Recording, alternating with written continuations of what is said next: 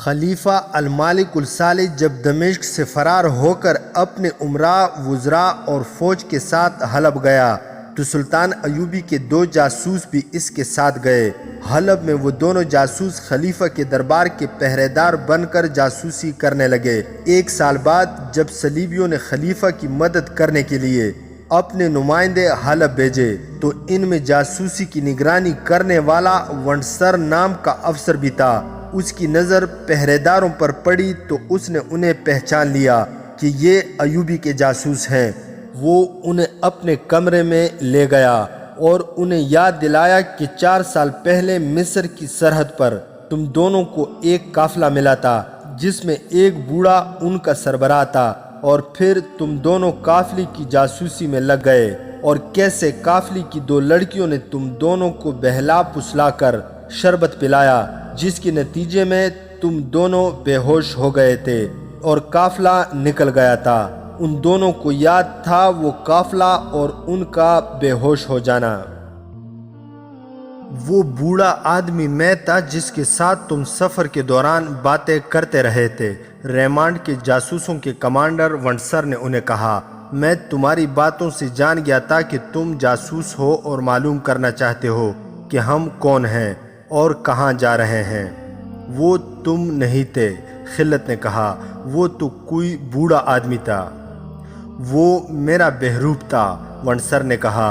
مجھے خوشی ہے کہ تم مان گئے ہو کہ تم دونوں جاسوس تھے اور اب بھی جاسوس ہو، اور میں تمہیں یہ بھی بتا دوں کہ تمہیں بے ہوش کرنے والی لڑکیوں میں سے ایک یہ تھی۔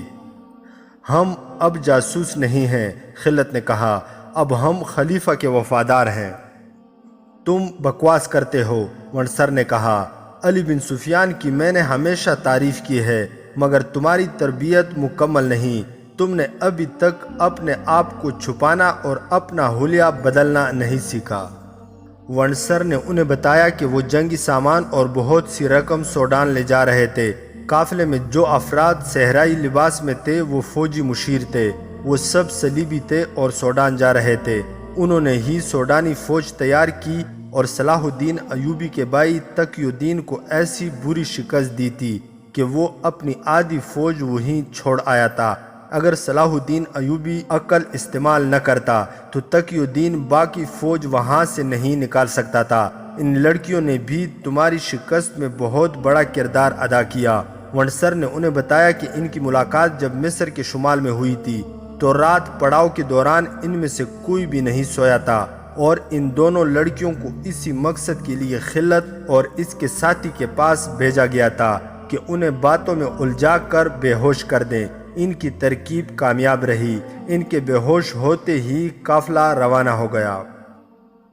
خلت کو وہ واقعہ اچھی طرح یاد تھا، اور یہ واقعہ اس کے دل میں کانٹی کی طرح اترا ہوا تھا۔ اتنے خطرناک جاسوس کا قافلہ اس کے ہاتھ سے نکل گیا تھا، اس کے ساتھ ایسے کبھی نہیں ہوا تھا۔ اس خلش کا ایک پہلو یہ بھی تھا کہ اس نے اس واقعہ کی رپورٹ اپنے ہیڈ کوارٹر کو دی ہی نہیں تھی، کیونکہ اسے دشمن کے جاسوس دھوکہ دے گئے تھے۔ اس میں اس کی اور اس کے ساتھی کی بے عزتی تھی۔ انہیں وہ لڑکیاں بیوقوف بنا گئی تھی۔ اب ان میں سے ایک لڑکی اور ایک آدمی اس کے سامنے کھڑا تھا۔ خلت اپنے ساتھی سمیت اس کا قیدی تھا۔ اب وہ ہتھیار ڈالنا نہیں چاہتا تھا۔ اس نے یہاں سے نکلنے یا مر جانے کو فیصلہ کر لیا۔ میری ایک پیشکش قبول کر لو، ونڈسر نے انہیں کہا۔ میں تم پر ایسا رحم کر رہا ہوں جو میں نے کبھی کسی جاسوس پر نہیں کیا۔ تم دونوں میرے گروہ میں شامل ہو جاؤ۔ جتنی اجرت مانگو گے دوں گا، کہو گے تو دمشق بھیج دوں گا، اور اگر قاہرہ جانا چاہتے ہو تو وہاں بھیج دوں گا۔ وہاں تم دونوں صلاح الدین ایوبی کے جاسوس بنے رہنا، لیکن کام ہمارے لیے کرنا۔ تمہارا کام یہ ہے کہ ہمارے جو جاسوس وہاں کام کر رہے ہیں ان کی مدد کرو۔ اگر کوئی ان کی نشاندہی کر دے تو انہیں قبل از وقت خبردار کر کے ادھر ادھر کر دینا۔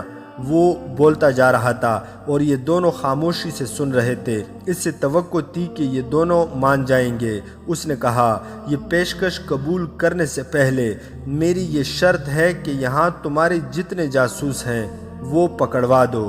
बता दो कि वो कहाँ कहाँ हैं। हमें तुम्हारी पेशकश के साथ कोई दिलचस्पी नहीं। खिलत ने कहा, हमें ये भी मालूम नहीं कि यहाँ कोई जासूस है या नहीं।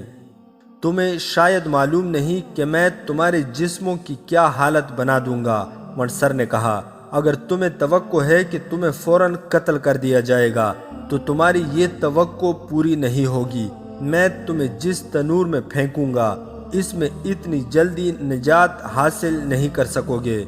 उसने मुस्कुरा कर कहा, क्या मैं अभी शक में हूँ? तुम में इतनी अक्ल नहीं कि मुझे धोखा दे सको। तुम में इतनी अक्ल होती तो इस लड़की के हाथों बेवकूफ़ न बनते। उसने तुम्हें अपनी जवानी और खूबसूरती के जाल में फांस लिया था। सुनो मेरे सलीबी दोस्त, खिलत खरी बातों पर आ गया। बोला, हम दोनों जासूस हैं, मगर ये झूठ है कि मैं या मेरा ये रफ़ीक लड़कियों के हुस्न के फरेब में आ गया था। मैं पत्थर हूँ, लेकिन मुझ में एक कमज़ोरी है। बहुत अरसा गुजरा, 15-16 साल की उम्र की एक लड़की मेरे सामने फरोख्त हो गई थी। मैंने इसे बचाने की कोशिश में एक आदमी से तलवार छीन ली थी और एक को जख्मी भी कर दिया था। वो 3 थे और मैं अकेला। उन्होंने मुझे गिरा लिया। अगर मैं बेहोश न होता तो इस लड़की को बचा लेता।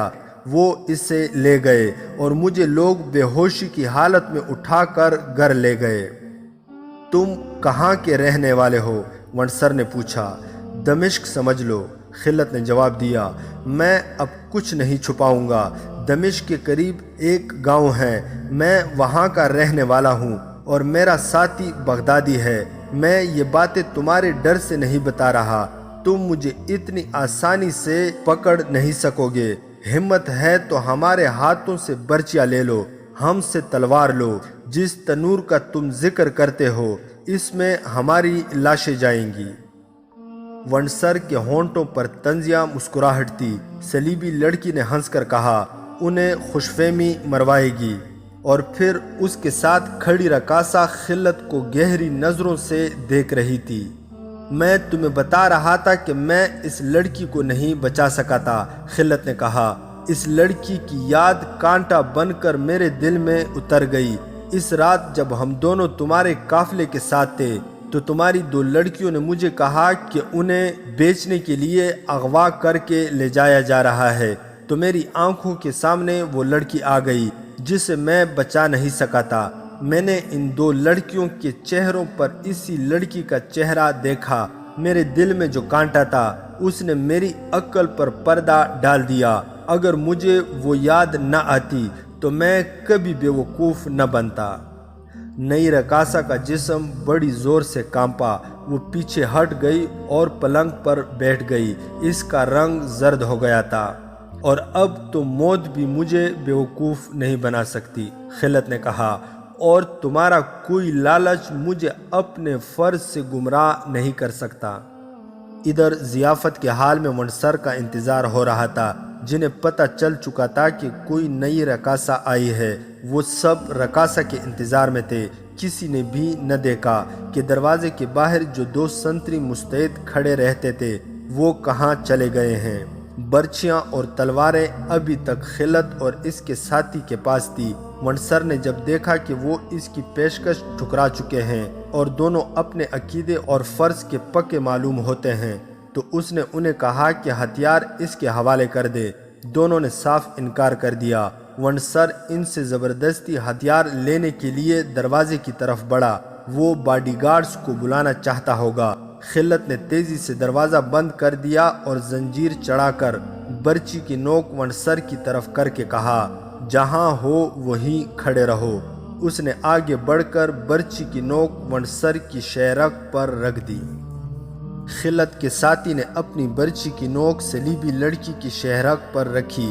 वनसर और लड़की पीछे हटते हटते दीवार के साथ जा लगे। खिलत और इसके साथी ने दोनों को वहीं दबा लिया। खिलत ने नई रकासा से कहा, तुम इनके साथ खड़ी हो जाओ। अगर तुमने शोर मचाया तो जान से हाथ धो बैठोगी।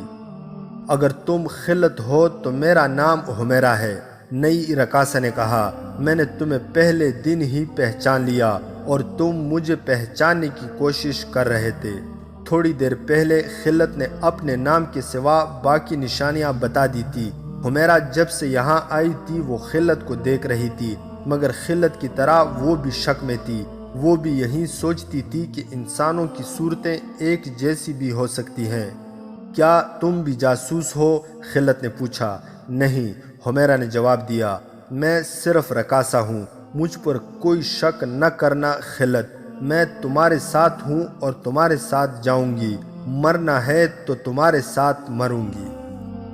الصالح ضیافت میں آ گیا۔ اس کے تمام امراء، وزراء اور دوسرے مہمان بھی آ گئے۔ ان میں صلیبی فوج کے افسر بھی تھے جو مشیروں کی حیثیت سے یہاں آئے تھے۔ ان کا انداز بادشاہوں جیسا تھا۔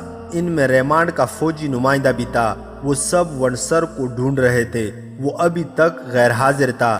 تمام صلیبی لڑکیاں حال میں پہنچ گئی تھی، صرف ایک نہیں تھی۔ ناچنے والیاں بھی آ گئی تھی، نئی رقاصہ غیر حاضر تھی۔ الصالح کے آ جانے سے سب کی بے تابی بڑھ گئی۔ ایک ملازم سے کہا گیا کہ وہ ونسر اور دونوں لڑکیوں سے کہے کہ سب آ گئے ہیں، انہیں باندھ کر یہیں پھینک چلتے ہیں۔ خلت کے ساتھی نے کہا، کیا تم سانپوں کو زندہ رکھنا چاہتے ہو؟ خلت نے کہا، اور برچی جس کی نوک ونسر کی شہرک کو چو رہی تھی پوری طاقت سے دبائی۔ ونسر کا سر دیوار کے ساتھ لگا ہوا تھا۔ برچی کی انی اس کی شہرگ میں داخل ہو کر پیچھے کو نکل گئی۔ ونسر کا ہلکا سا خراٹا سنائی دیا۔ اس کے فوراً بعد ایسا ہی ایک خراٹا صلیبی لڑکی کے منہ سے نکلا۔ اس کی شہرگ کو چیرتی ہوئی برچی کی انی خلت کے ساتھی نے پار کر دی تھی۔ دونوں نے برچیاں نکالی۔ ونسر اور لڑکی گر کر تڑپنے لگے۔ خلت اور اس کے ساتھی نے لاشوں کو پلنگ کے نیچے پھینک دیا۔ یہ کمرہ ونسر کا تھا۔ دیوار کے ساتھ اس کا چوغا لٹک رہا تھا، جس کے ساتھ سر کو ڈھانپنے والا حصہ بھی تھا۔ حمیرہ نے خود ہی یہ چوغا پہن لیا اور سر بھی ڈھانپ لیا۔ وہیں سے کپڑے اٹھا کر اس نے رقص والا گھگھرا اتار دیا اور مردانہ لباس کمر سے نیچے تک چڑھا لیا۔ پاپوش بھی بدل لیے اور چہرہ بھی چھپا لیا۔ اس سے اب ایک نظر میں کوئی نہیں پہچان سکتا تھا کہ یہ لڑکی ہے۔ خلت نے دروازہ کھولا، باہر دیکھا برآمدے میں ملازموں کی آمد و رفت اور باغ دوڑ تھی۔ وہ تینوں باہر نکلے، دروازہ بند کیا اور ایک طرف چل پڑے۔ فوراً بعد وہ اندھیرے میں ہو گئے۔ ادھر ایک کھائی تھی، اس سے اترے اور خطرے کے علاقے سے نکل گئے۔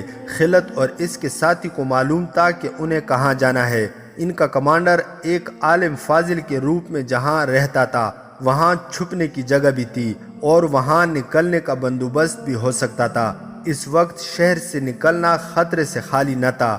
گھوڑے بھی نہیں تھے۔ انہیں حلب سے فرار ہو کر دمشق پہنچنا تھا۔ انہیں یہ اندازہ بھی تھا کہ قتل کا پتہ چلتے ہی شہر میں کیا عدم برپا ہوگا۔ قتل کا انکشاف ہوتے زیادہ دیر نہیں لگی۔ کسی نے ونسر کے کمرے کا دروازہ کھولا۔ پلنگ کے نیچے سے جو خون بہہ رہا تھا وہ فرش پر پھیلتا ہوا دروازے تک پہنچ گیا تھا۔ ہنگامہ بپا ہو گیا۔ وہاں ایک نہیں دو لاشیں تھی۔ دونوں کے زخم ایک جیسے تھے۔ فوری طور پر پہرے داروں کا خیال آیا، ان کی موجودگی میں بیک وقت دو قتل کون کر سکتا تھا؟ جن سنتریوں کی ڈیوٹی تھی انہیں بلایا گیا، دونوں غائب تھے۔ اس عمارت میں کسی کا بغیر اجازت داخلہ ممنوع تھا۔ یہاں چیدہ لوگ جو حاکم یا معزز شہری تھے آ سکتے تھے۔ ان کی بھی چیکنگ ہوتی تھی۔ باڈی گارڈز کے کمانڈر کے لیے مصیبت کھڑی ہو گئی۔ یہ قتل پیشاوروں کا کام تھا یا سلطان ایوبی کے جاسوسوں کا، اور یہ کام فدائی قاتلوں کا بھی ہو سکتا تھا۔ کسی نے کہا کہ کرائے کے یہ قاتل کسی سے بھی اجرت لے کر قتل کر سکتے ہیں۔ دروازے کے دونوں سنتری نہ ملے تو یہ شک پختہ ہو گیا کہ وہ سلطان ایوبی کے آدمی ہوں گے، اور انہوں نے ونسر کو اس وجہ سے قتل کیا کہ وہ جاسوسوں کا سربراہ بن کے آیا تھا۔ رات دیر تک خلت اور اس کا ساتھی نہ ملے تو شہر میں ان کی تلاش شروع ہو گئی۔ یہ انکشاف بہت دیر بعد ہوا کہ نئی رقاصہ بھی غائب ہے۔ شہر کی ناکہ بندی کر دی گئی۔ خلت، اس کا ساتھی اور حمیرہ اپنے ٹھکانے پر پہنچ گئے تھے۔ انہوں نے اپنے کمانڈر کو اپنا کارنامہ سنایا تو اس نے انہیں چھپا لیا اور کہا کہ وہ باہر کے حالات کے مطابق انہیں بتائے گا کہ وہ کب یہاں سے نکلے۔ اس پر کسی کو شک نہیں ہو سکتا تھا کیونکہ اسے لوگ عالم اور برگزیدہ انسان سمجھتے تھے۔ اداکاری میں اسے مہارت حاصل تھی۔ اس نے اپنے جو 2 شاگرد اپنے ساتھ رکھے ہوئے تھے وہ بھی جاسوس تھے۔ حلب سے دمشق تک وہی اطلاعات پہنچاتے تھے۔ اس نے دونوں شاگردوں کو حکم دیا کہ وہ باہر کی خبر رکھے کہ کیا ہو رہا ہے۔ حمیرہ نے اس عالم کے سامنے خلت کو سنایا کہ اس پر کیا گزری تھی۔ وہ واقعہ تو 7-8 سال پرانا ہو چکا تھا۔ اس نے سنایا کہ خلت جب حمیرہ کو اس کے باپ، جو دراصل اس کا باپ نہیں تھا، اور ان 2 آدمیوں سے بچانے کے لیے لڑا تھا تو حمیرہ کے باپ نے پیچھے سے کدال خلت کے سر پر ماری تھی۔ اس سے وہ بے ہوش ہو گیا تھا۔ وہ تینوں حمیرہ کو گھر لے گئے۔ ایک نکاح خواں کو بلایا جس نے اس سے پوچھے بغیر نکاح پڑھ دیا اور دونوں آدمی حمیرہ کو اپنے ساتھ لے گئے۔ ایک رات وہ دمشق میں ٹھہرے، پھر اسے ان علاقوں میں لے گئے جو صلیبیوں کے قبضے میں تھے۔ اسے ناچ گانے کی تربیت دی جانے لگی۔ ابتدا میں اس نے مزاحمت کی مگر اس پر اس قدر تشدد کیا گیا کہ وہ بے ہوش ہو جاتی تھی۔ اس دوران اسے خوراک نہایت اچھی دی جاتی تھی۔ اسے کوئی بڑا ہی لذیذ شربت پلایا جاتا تھا جس کے اثر سے وہ ہنسنے اور ناچنے لگتی تھی۔ تشدد اور نشے سے اسے رقاصہ بنا لیا گیا تھا۔ بہت اونچے درجے کے لوگ اسے داد دینے لگے۔ وہ ایسے قیمتی تحفے لاتے تھے کہ وہ دھنگ رہ جاتی تھی۔ اسے یروشلم بھی لے جایا گیا تھا جہاں 2 آدمیوں نے اس کے مالکوں سے کہا تھا کہ وہ منہ مانگی قیمت لے لیں اور یہ لڑکی انہیں دے دیں۔ انہوں نے صاف بتا دیا کہ وہ اسے جاسوسی وغیرہ کے لیے استعمال کرنا چاہتے ہیں۔ اس کے مالکوں نے سودا قبول نہیں کیا تھا۔ اسے اغوا کرنے کی بھی کوشش کی گئی تھی جو ناکام بنا دی گئی تھی۔ اب اسے حلب میں کسی اور امیر کی فرمائش پر بلایا گیا تھا۔ اس نے بتایا کہ پہلے دن اس نے خلت کو دیکھا تو اس نے بلا شک و شبہ دل سے کہا تھا کہ یہ خلت ہے، لیکن یہ شک بھی ہوتا تھا کہ ہو سکتا ہے یہ خلت کی شکل و صورت کا کوئی اور آدمی ہو۔ وہ اس سے غور سے دیکھتی تھی۔ آخر یہ اتفاق ہوا کہ ونسر نے خلت اور اس کے ساتھی کو پہچان لیا۔ ونسر نے اپنی لڑکیوں کو بلایا تو حمیرہ بھی اس کے ساتھ چلی گئی۔ خلت نے جب اپنے متعلق چند ایک باتیں بتائیں تو حمیرہ کے شکوک رفع ہو گئے۔ اس نے کہا، میں اس ذلیل زندگی کی عادی ہو گئی تھی۔ میرے دل میں جذبات مر گئے تھے۔ میں ایک پتھر کی طرح ادھر ادھر لڑکتی پھر رہی تھی، لیکن خلت کو دیکھا تو میرے سارے جذبات زندہ ہو گئے۔ مجھے یقین نہیں تھا کہ یہ خلت ہی ہے، مگر اس کی صورت نے مجھے وہ وقت یاد دلایا جب میرے دل میں اس کی محبت تھی اور اس کے بچوں کی ماں بننے کی خواہش۔ میں نے فیصلہ کر لیا تھا کہ کسی وقت اس سے پوچھوں گی کہ تم خلت ہو۔ اگر یہ خلت نکلا تو اس سے کہوں گی کہ آؤ بھاگ چلیں اور صحرا کے خانہ بدوشوں کی طرح زندگی بسر کریں گے۔ اس سے خلت تو مل گیا اور وہ اس کے ساتھ بھاگ بھی آئی، لیکن حلب سے بچ کر نکلنا ایک مسئلہ تھا۔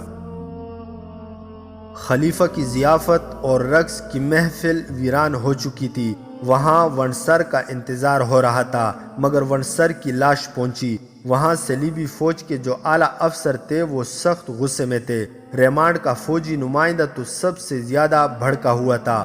ونسر بہت قیمتی افسر تھا۔ فوجی نمائندہ الملک الصالح اور اس کے امراء اور اس کے فوجی کمانڈروں پر ٹوٹ پڑتا تھا اور سب اس سے دبک رہے تھے۔ ان کے دلوں میں صلاح الدین ایوبی کی دشمنی اتنی زیادہ تھی کہ وہ صلیبی افسروں کو فرشتے سمجھ بیٹھے تھے۔ انہی کی مدد سے وہ جنگ کی تیاری کر رہے تھے، لہٰذا ان کی خوشامد کو وہ ضروری سمجھتے تھے۔ فوجی نمائندہ جو کچھ کہتا تھا سب اس کے آگے سر جھکا لیتے اور ہاں میں ہاں ملاتے تھے۔ اس نے کہا، قاتل رات ہی رات شہر سے نہیں نکل سکتے۔ صبح سویرے حلب کے ایک ایک گھر کی تلاشی لی جائے۔ یہاں کی ساری فوج کو اس پر لگا دو۔ فوج لوگوں کے جاگنے سے پہلے گھروں میں داخل ہو جائے۔ یہاں کے باشندوں کو اتنا پریشان کیا جائے کہ وہ قاتلوں کو خود ہی ہمارے حوالے کر دے۔ ایسا ہی ہوگا۔ ایک مسلمان امیر نے کہا، ہم فوج کو ابھی حکم دے دیتے ہیں کہ سحر کے اندھیرے میں شہر میں پھیل جائے۔ ایسا نہیں ہوگا۔ یہ آواز ایک مسلمان کیلادار کی تھی۔ اس نے ایک بار پھر گرج کر کہا، ایسا نہیں ہوگا۔ تلاشی صرف اس گھر کی لی جائے گی جس پر پختہ شک اور کوئی واضح شہادت ہوگی۔ ایک صلیبی نمائندے کے حکم کو کوئی مسلمان ایسے جوش سے ٹھوکے گا۔ سب نے دیکھا کہ یہ کون ہے۔ وہ حماد کا قلعےدار تھا جس کا نام جوردیک تھا۔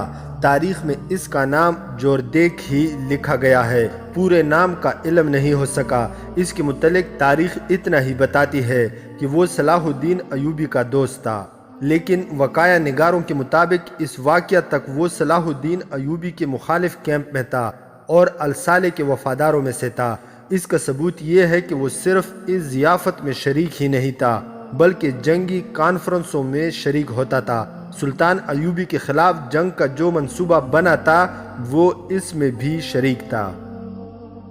اس نے جب ایک صلیبی کے منہ سے یہ الفاظ سنے کہ حلب کے ہر گھر کی تلاشی لی جائے گی تو اس میں اسلامی وقار بیدار ہو گیا۔ اس نے کہا، یہاں مسلمان گھرانے ہیں جن میں پردہ نشین خواتین بھی ہیں، ہم ان کی بے عزتی برداشت نہیں کریں گے۔ شریف گھرانوں میں فوجی داخل نہیں ہوں گے۔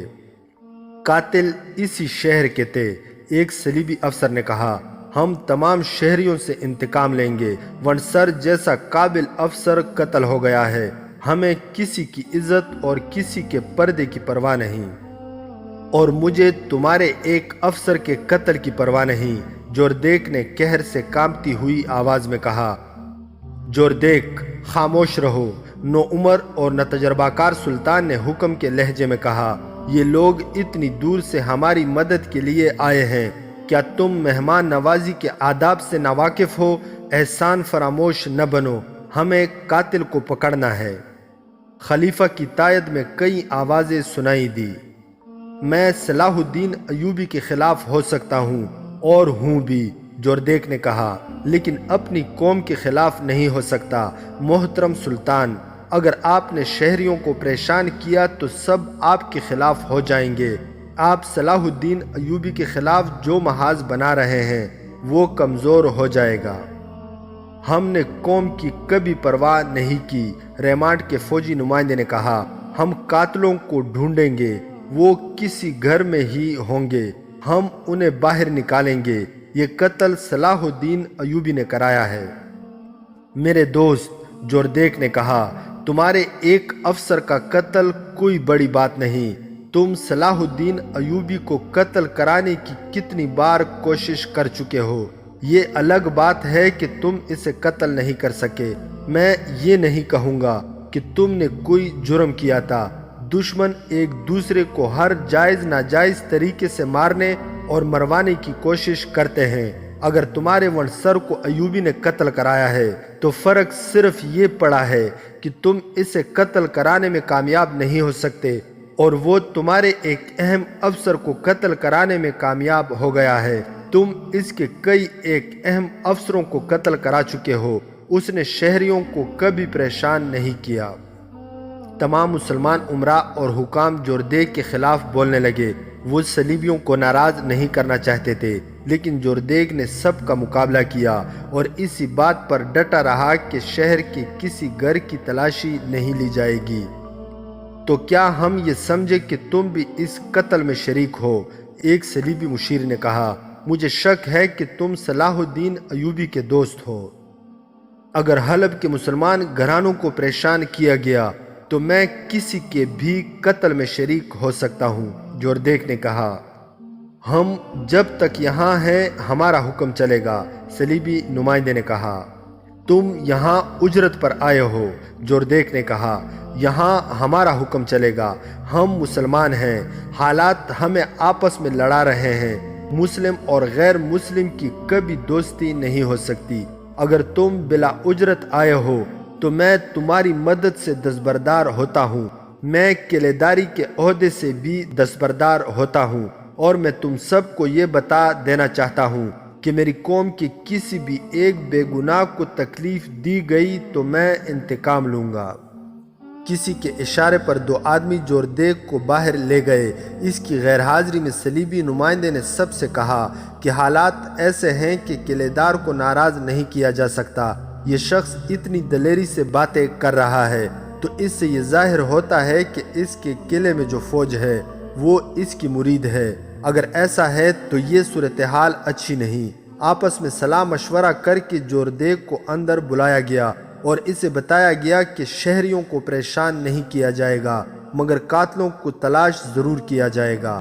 جوردیگ نے کہا کہ وہ 2-3-4 دن وہیں رہے گا۔ 3-4 دنوں بعد جوردیگ حلب سے روانہ ہوا۔ وہ اپنے قلعے حمات کو جا رہا تھا۔ اس کی موجودگی میں قاتلوں کی تلاش اور سراغ رسانی ہوتی رہی۔ اس کی خواہش کے مطابق کسی گھر کی تلاشی نہیں لی گئی۔ وہ مطمئن ہو کر جا رہا تھا مگر صلیبیوں کو اس کے متعلق اطمینان نہیں تھا۔ اس کے ساتھ 10-12 محافظ تھے۔ جوردیگ سمیت سب گھوڑوں پر سوار تھے۔ راستے میں ٹیلوں اور چٹانوں کا علاقہ آتا تھا۔ جوردیگ اس علاقے میں داخل ہوا تو بیک وقت کہیں سے 2 تیر آئے۔ دونوں اس کے گھوڑے کے سر میں پیوست ہو گئے۔ تیر اندازوں نے تیر جوردیگ پر چلائے ہوں گے۔ گھوڑا بے لگام ہو کر دوڑ پڑا۔ 2 تیر اور آئے، وہ بھی گھوڑے کو لگے۔ اب کے نشانہ خطا ہونے کی وجہ یہ ہو سکتی تھی کہ گھوڑا بدک کر ادھر ادھر دوڑ رہا تھا۔ جوردیگ شاہ سوار تھا۔ وہ دوڑتے گھوڑے سے کود کر ایک چٹان کی اوٹ میں ہو گیا۔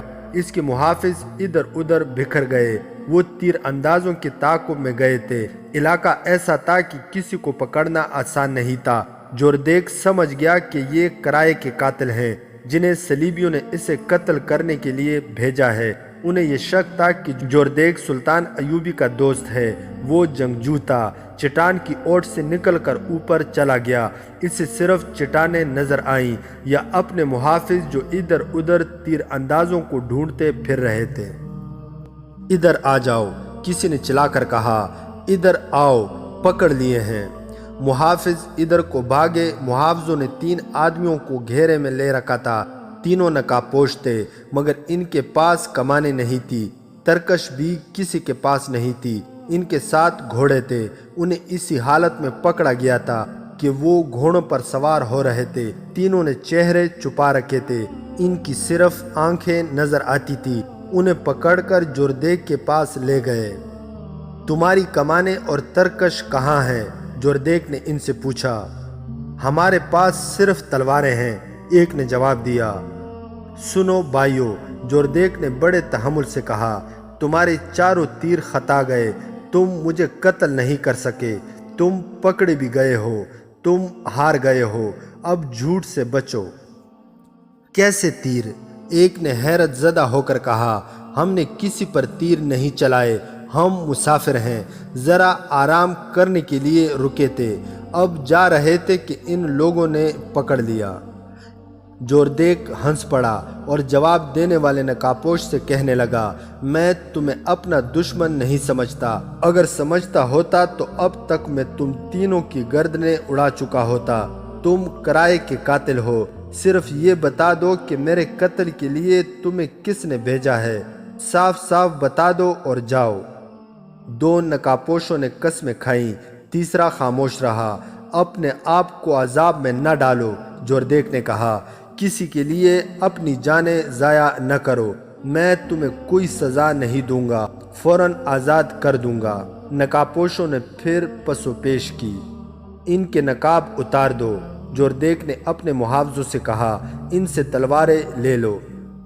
2 نقابپوشوں نے نیاموں سے تلواریں نکالی اور پھرتی سے پیچھے ہٹ گئے۔ تیسرا نقابپوش ان دونوں کے پیچھے ہو گیا۔ اس کے پاس تلوار نہیں تھی۔ جوردیگ نے کہکا لگا کر کہا، کیا تم اتنے سارے محافظوں کا مقابلہ کرو گے جبکہ تمہارے تیسرے ساتھی کے پاس تلوار ہی نہیں ہے؟ میں تمہیں ایک اور موقع دیتا ہوں۔ میں نے ابھی اپنے محافظوں کو حکم نہیں دیا کہ وہ تمہاری بوٹیاں اڑا دے۔ محافظوں نے ان کے گرد گھیرا ڈال لیا تھا۔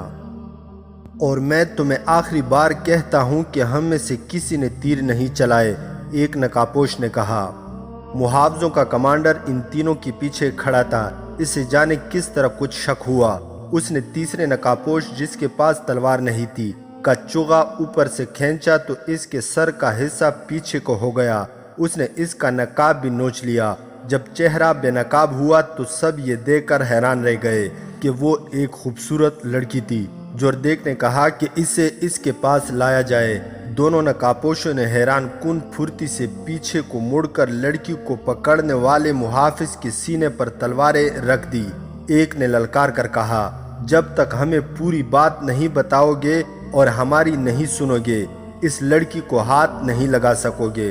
अब हम कैदी हैं, हमें तुम्हारे हाथों मरना है, लेकिन हम इनमें से आधे मुहावजों को मार कर मरेंगे। तुम्हें ये लड़की जिंदा नहीं मिल सकती।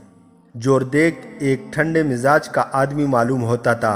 उसने मुहावजों को पीछे हटा दिया और नकाबपोशों से कहा, तुम मुझसे और क्या सुनना चाहते हो? बात इतनी सी है कि तुम किराए के कातिल हो और ये लड़की तुम्हें इनाम के तौर पर मिली है।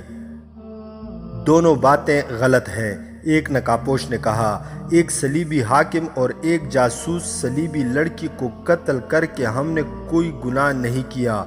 ये हमारी बदकिस्मती है कि हम फरार में पकड़े गए हैं, लेकिन हम खुश हैं कि हमने अपना फ़र्ज अदा कर दिया है। ये लड़की मुसलमान है, मजलूम है, इसे हम सलीबियों के पंजे से छुड़ाकर ला रहे हैं और दमिश्क जा रहे हैं। क्या वंडसर और सलीबी लड़की को तुमने कत्ल किया है? जोरदेक ने पूछा। हाँ, एक नकाबपोश ने जवाब दिया, हमने इन दोनों को कत्ल किया है। और क्या तुमने मुझ पर इसलिए तीर चलाए हैं कि हम सुल्तान सलाहुद्दीन अयूबी के दुश्मन हैं? जोरदेक ने पूछा। हम अच्छी तरह जानते हैं कि तुम्हारा नाम जोरदेक है और तुम हमाद के किलेदार हो, नकाबपोश ने कहा। और हम ये भी जानते हैं कि तुम सुल्तान अयूबी के दुश्मन हो, लेकिन तुम्हें कत्ल करने की कोई ज़रूरत नहीं। अल्लाह हमारे साथ है, इसकी मदद से हम बहुत जल्द तुमसे हथियार डलवाकर तुम्हें तुम्हारी फौज समेत अपना कैदी बना लेंगे। सुल्तान सलाहुद्दीन अयूबी हसन बिन सबा और शेख सनान नहीं, वो ललकार कर लड़ा करता है, चोरों की तरह कत्ल नहीं कराया करता। वंडसर और लड़के का कत्ल हमारा जाती फेल था। हालात का तकाजा था कि वो कत्ल कर दिए जाएं। हमने कत्ल का इर्तिकाब किया है, ये सुल्तान अयूबी का हुक्म और मंशा नहीं था। उसने जोरदेक के घोड़े की तरफ देखा जो कुछ दूर मरा पड़ा था। 2 तीर इसकी पेशानी में और 2 पहलू में उतरे हुए थे। नकाबपोश ने कहा, घोड़े पर सवार हो जाओ, हम दोनों में से किसी को तीर कमान दे दो। तुम घोड़ा दौड़ाओ, जिस तरह भी दौड़ा सकते हो दौड़ाओ, दाएं बाएं होते जाओ। हम दोनों में से कोई एक घोड़े पर सवार होकर तुम पर तीर चलाएगा। अगर पहला तीर खता जाए तो तीर अंदाज की गर्दन उड़ा देना। ये तीर हमारे चलाए हुए नहीं थे, जो तुम्हारे बजाय तुम्हारे घोड़े को लगे। तुम मामूली सिपाही नहीं लगते, जोरदेक ने कहा। क्या तुम सलाहुद्दीन अयूबी की फौज के आदमी हो? और तुम कौन हो? नकाबपोश ने कहा। क्या तुम सलाहुद्दीन अयूबी की फौज के आदमी नहीं हो? क्या तुम इस्लाम के सिपाही नहीं हो? तुम अपनी असलियत को भूल गए हो। किलेदारी के ओहदे ने तुम्हारा दिमाग खराब कर दिया है। तुमने इससे ज्यादा रुतबा हासिल करने के लिए काफरों से दोस्ताना गांठ लिया है। तुम दरख्त से टूटी हुई वो टहनी हो जिसकी किस्मत में सूख कर तिनका तिनका हो जाना लिख दिया गया है। दूसरे नकाबपोश ने कहा, तुम इतने अहम इंसान नहीं कि सुल्तान अयूबी तुम्हारे कत्ल की ज़रूरत महसूस करे। तुम अपने किए की सज़ा भुगतने के लिए ज़िंदा रहोगे। तुम मरोगे तो सलीबियों के हाथों मरोगे। तुम हलब शराब पीने और ऐश करने गए थे, पहले नकाबपोश ने कहा। तुम इस लड़की के नाच से लुत्फ़ अंदोज होने को गए थे। मैं मुसलमान लड़की हूँ, लड़की बोली। मुझे सलीबियों की महफिलों में नचाया गया और वो मेरे जिस्म के साथ खेलते रहे। ज़रा सी देर के लिए तसव्वुर करो कि मैं तुम्हारी बेटी हूँ। मैंने वहाँ मुसलमानों की बेटियों को नंगा नाच नाचते देखा है।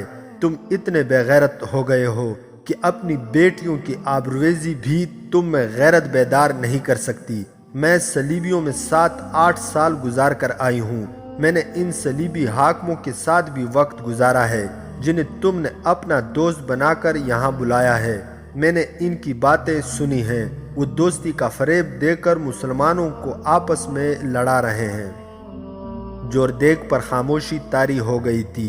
इसके मुहाफिज हैरान थे कि इतना खुदसर और दलेर किलेदार इन तीनों की इतनी सख्त बातें बर्दाश्त कर रहा है। वो गहरी सोच में खो गया था। इसे वो झड़प याद आ रही थी जो उसने रेमांड के फौजी नुमाइंदे से इस मसले पर की थी कि हलब के बाशिंदों के घरों की तलाशी ली जाएगी। इससे यह ख्याल आया कि इस पर तीर चलाने वाले सलीबियों के आदमी होंगे।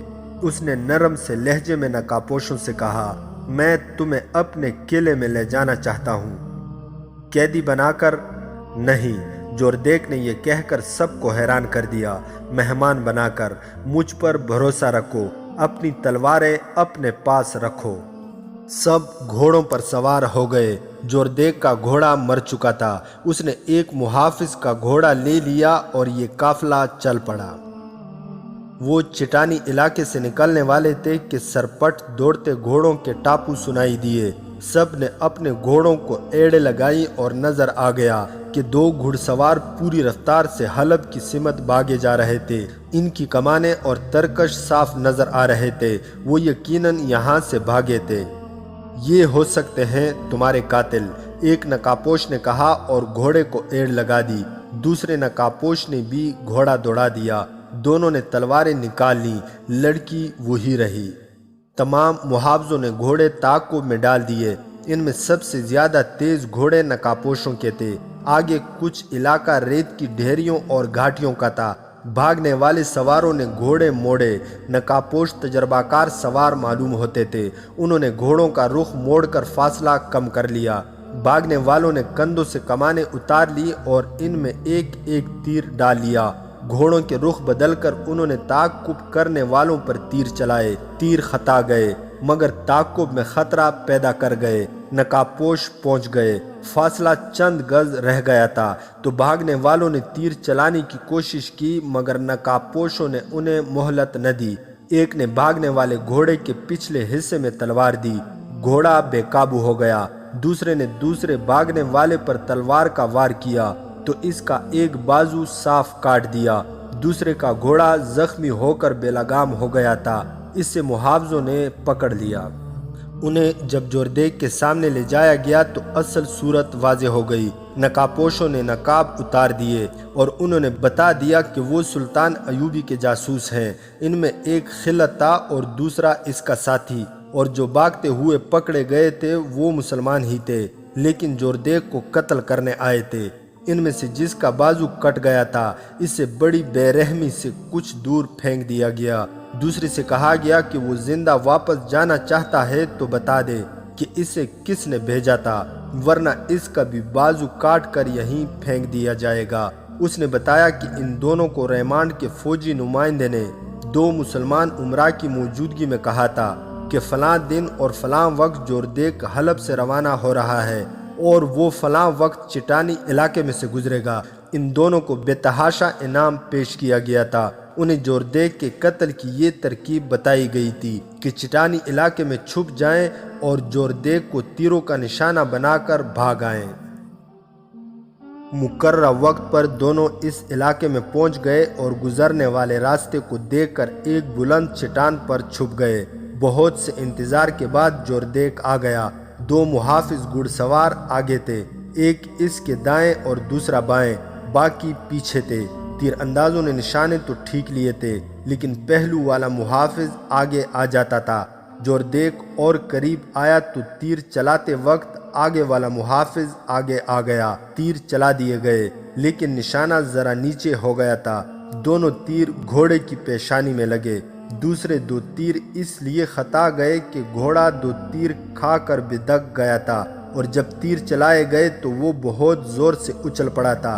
इससे तीर जोरदेग को लगने के बजाय घोड़े के पहलू में लगे। चूंकि वो चट्टानी इलाका था इसलिए उन्होंने घोड़े एक जगह छुपा दिए और इनके मुंह बांध दिए थे ताकि हनहना न सके। तीर अंदाज भाग कर कहीं छुप गए। उन्होंने मुहावजों को देखा जो बिखर कर उन्हें ढूंढ रहे थे। वो छुप कर उन्हें देखते रहे। फिर एक तरफ से शोर उठा कि इधर आ जाओ, पकड़ लिए हैं। तीर अंदाजों ने देखा कि मुहाफिज तीन नकाबपोशों को पकड़ कर ले जा रहे थे। तीर अंदाज बहुत खुश हुए कि इनकी जान बची।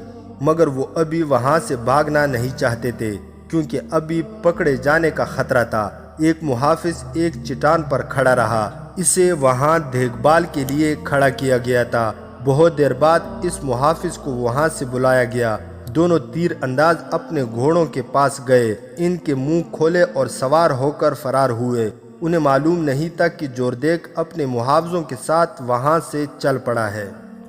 اس تیر انداز کو جوردیک نے اپنے ساتھ لے لیا اور سب حمات کی طرف روانہ ہو گئے۔ دوسرا تیر انداز کٹے ہوئے بازوں سے خون بہہ جانے کی وجہ سے تڑپ تڑپ کر مر چکا تھا۔ راستے میں خلت نے اس سے حمیرہ کے متعلق ساری بات سنائی اور یہ بھی سنایا کہ اس نے ونڈسر کو کس طرح قتل کیا تھا۔ جوردیک کے لیے حیران کن یہ تھا کہ وہ حلب سے نکل کر کس طرح آئے۔ خلت نے اس سے بتایا کہ وہاں ان کا ایک کمانڈر بھی تھا جس کا وہ نام اور حلیہ نہیں بتانا چاہتا تھا۔ اس نے یہ طریقہ اختیار کیا کہ کپڑے وغیرہ لپیٹ کر نوزائیدہ بچے کے قد بت کی شکل بنا دی اور اس پر کفن چڑھا دیا۔ 4-5 جاسوسوں نے ادھر ادھر بتایا کہ فلاں جاسوس کا بچہ مر گیا ہے۔ کفن میں لپٹے ہوئے کپڑوں کو کمانڈر نے ہاتھوں پر اٹھایا۔ خلت، اس کا ساتھی حمیرہ مردانہ لباس میں اور 4-5 آدمی جنازے کی شکل میں ساتھ چل پڑے۔ قبرستان شہر سے باہر تھا، وہاں 3 گھوڑے کھڑے تھے۔ یہ گھوڑے ایک ایسا جاسوس لایا تھا جو حلب کی فوج میں تھا۔ یہ چرائے ہوئے گھوڑے تھے۔ جنازہ فوجیوں کے سامنے سے گزرا اور قبرستان میں گیا، وہاں قبر کھودی گئی۔ جنازہ پڑا گیا۔ خلت، اس کا ساتھی اور حمیرہ گھوڑوں پر سوار ہوئے اور نکل گئے۔ قلعے میں جوردیک کا قافلہ رات کو پہنچا۔ خلت وغیرہ کو اس نے باعزت مہمانوں کی طرح رکھا۔ اس نے خلت سے پوچھا، مجھے اب اپنا دوست سمجھو، مجھے یہ بتاؤ کہ صلاح الدین ایوبی کیا کر رہا ہے؟ تمہیں ضرور معلوم ہوگا اس نے الصالح کا تعاقب کیوں نہیں کیا تھا۔ میں اگر سلطان کا منصوبہ جانتا بھی ہوں تو آپ کو نہیں بتاؤں گا، خلت نے جواب دیا، اور میں آپ کو یہ بھی نہیں بتاؤں گا کہ میں نے حلب سے کیا کیا معلومات حاصل کی ہیں۔ صلاح الدین ایوبی کے ساتھ میری ذاتی دشمنی تھی، جوردیک نے کہا، پھر میں اس کے خلاف ہو گیا۔ اس کی وجہ جو کچھ بھی تھی میں غلطی پر تھا۔ مجھے اس غلطی کا احساس دشمن نے دلایا ہے۔ میں نے صلیبیوں کی نیت معلوم کر لی ہے۔ ایک طرف وہ میری فوج اور میرے قلعے کو استعمال کرنا چاہتے ہیں، دوسری طرف انہوں نے مجھے قتل کرانے کی کوشش کی۔ مجھے نور الدین زنگی مرحوم اور صلاح الدین ایوبی کی باتیں اور اصول یاد آ گئے ہیں۔ ان کا کہنا ہے کہ یہ جنگ ہلال اور مذہب کی ہے، یہ کسی عیسائی بادشاہ کی کسی مسلمان بادشاہ کے خلاف جنگ نہیں۔ ایوبی کہا کرتا ہے کہ جب تک دنیا میں ایک بھی مسلمان زندہ ہے، صلیبی اسے ختم کرنے کی کوشش میں لگے رہیں گے۔ غیر مسلم خواہ کسی بھی مذہب کا ہو، مسلمان کا دوست نہیں ہو سکتا۔ غیر مسلم دوستی کا ہاتھ بڑھائیں گے تو اس میں دشمنی کا زہر ملا ہوا ہوگا۔ نور الدین زنگی بھی اصول کا پابند تھا، ہمیشہ کہا کرتا تھا کہ جس روز مسلمان کسی غیر مسلم سے دوستی کریں گے، اس روز اسلام کا خاتمہ شروع ہو جائے گا۔ تو کیا آپ صلاح الدین ایوبی کا ساتھ دینے پر آمادہ ہو گئے ہیں؟ خلت نے پوچھا اور یہ بھی کہا، میں ایک چھوٹا سا آدمی ہوں، معمولی سا سپاہی ہوں، مجھے ایسی جرت نہیں کرنی چاہیے کہ ایک قلعے دار سے یہ پوچھوں کہ وہ کیا سوچ رہا ہے اور اس کے ارادے کیا ہیں، لیکن مسلمان کی حیثیت سے مجھے یہ حق حاصل ہے کہ کوئی مسلمان گمراہ ہو جائے تو اس سے اتنا کہہ سکوں کہ تم گمراہ ہو گئے ہو۔ ہاں، جوردیک نے کہا، تمہیں یہ حق حاصل ہے۔